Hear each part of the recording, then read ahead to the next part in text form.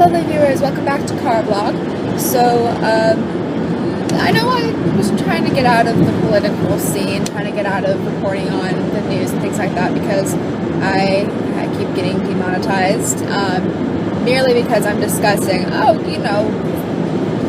things that are happening in Syria, all the atrocities, the reason why we need to help refugees, but I keep getting, flagged for that.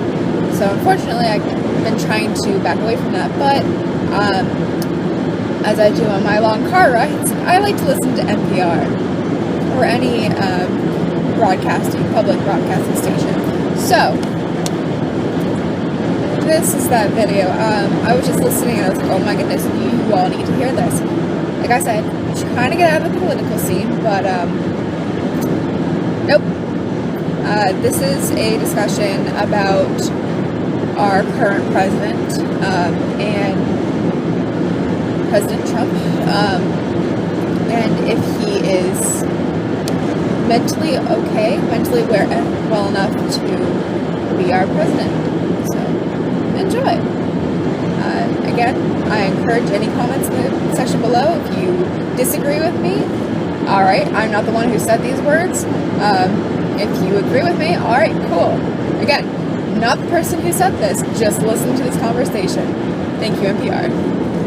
When Barry Goldwater was running for president, a magazine called Fact asked psychiatrists, psychologists, and others whether they believed that he was fit for the presidency, and more than 1,000 of them came forward and said they did not.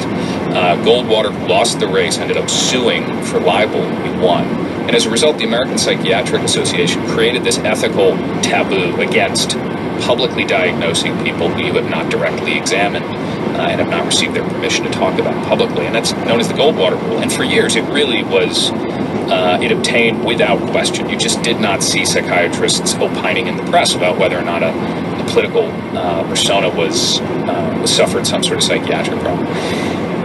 Donald Trump has changed that completely. There have been more than 50,000 mental health professionals who have come forward and signed a petition using their names, exposing themselves professionally to some sort of potential sanction, to say that they believe that he poses a risk to the public because, in their view, he demonstrates many of the characteristics of psychiatric disorders, including narcissistic personality disorder, or what's known as malignant narcissism, which is a combination of grandiosity, a sort of hypersensitivity to criticism, an aggressive personality, sadism of one kind or another.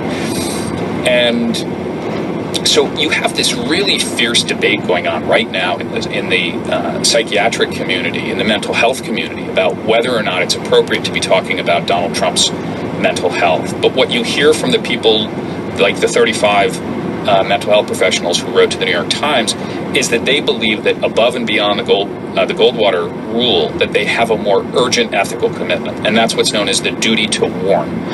What that means is that if they, in their practice, come to believe that somebody, either a patient or somebody that they've encountered, poses an urgent risk to others, to the public, well, they have a responsibility to talk about that, and that goes beyond their other commitments because they have to protect the public. And so what they say is that they believe that Donald Trump, because he is so impulsive and so sensitive to criticism and is now in possession of such extraordinary power, both in national security terms and in legal terms, they're concerned that he could use that either in national security to start a war or in some ways to harm Americans. And that's why thousands of them have come forward. And for that, we are really in an unusual territory because we haven't seen that before.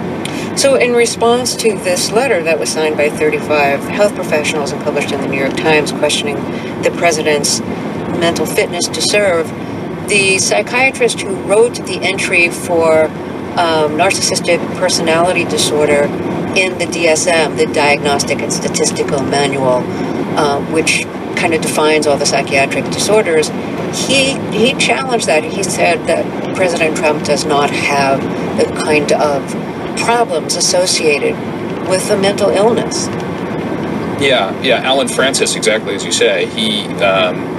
He wrote in response and said that he did not believe that Donald Trump showed the level of impairment, meaning that basically, how do you become president if you're suffering from a psychiatric disorder? That he does not seem incapacitated to the degree that you would typically expect from somebody who was diagnosable. The response to that has been forceful. They have said, no, we see high-functioning people with psychiatric problems a lot. And so, that debate is going to continue. One of the interesting points that I think this brings up is if you look back over the course of the presidency, historically, the fact that somebody is suffering terribly from something has never prevented them from becoming president.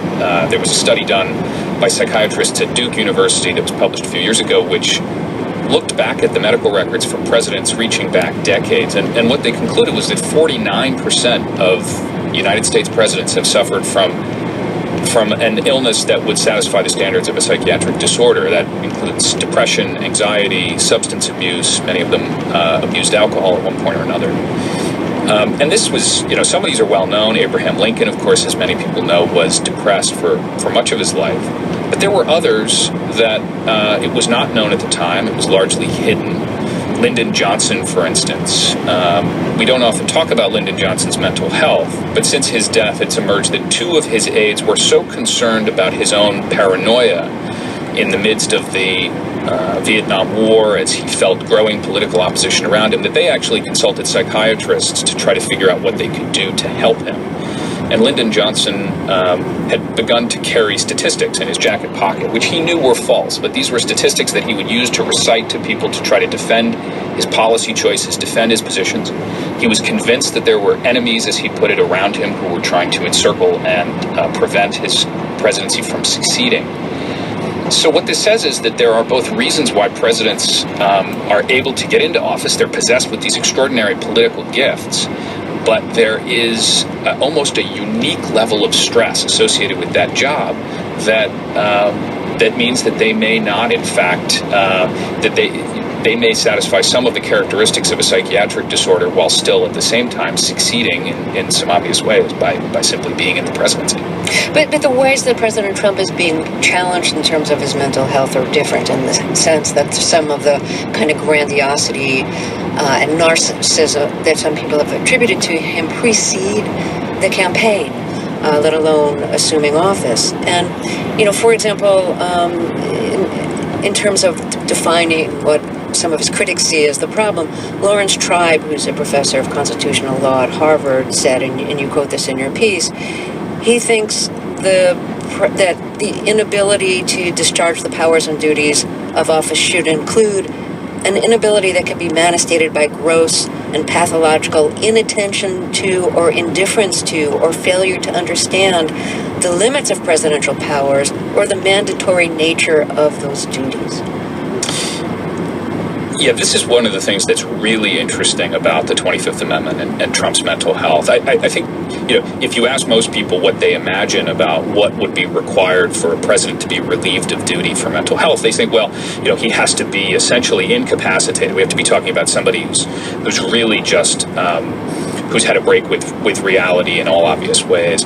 And what Lawrence Tribe, who is a constitutional scholar, as you say, at Harvard, what he points out is that actually, no, the framers of the 25th Amendment were very clear about their intent. They said this is not a medical strict standard. This is a combination of medical and political characteristics, meaning that at any given moment, you have to be able to take in the full totality of whatever the challenges are the president is facing and decide whether or not that president is really capable of discharging their duties. And if they show that they are simply so incapable of maintaining a reasonable command of the facts or understanding or reading the material that's presented to them, well, then that can qualify as what Professor Tribe calls pathological inattention. And he cites as an example the fact that just recently, in the midst of this growing tension with North Korea over its nuclear arsenal, Donald Trump said publicly that the United States had, as he put it, an armada that was steaming towards North Korea.